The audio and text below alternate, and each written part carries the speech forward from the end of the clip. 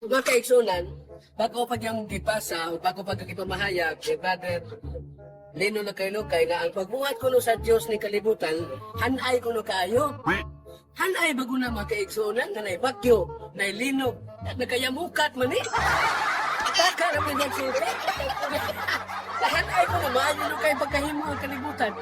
Dakan kay hanay, naasa na hanay, pero dakan siya disanay. Kadto pa, kining natanan, nahimo ni Diyos, kay ningon man Diyos na ako'y gabuhat sa maayo, ako sa'y gabuhat sa dautan. Isayas 45 city, di kay hanay ra. Asa nang disanay? Ultimo kay Ginoo mga kaigsunan.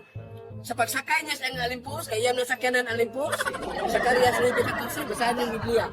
Nadamaan pa kay siya, natos balay sa anak ni Job. Nahurot o kamatay ang anak ni Job. Nagpasagin lahat na ba ang yawa? Sa iya yung pinagkapatay ato. Dili ang Ginoo, gadang ha, gadang ang alimpos. Nakagilis Biblia.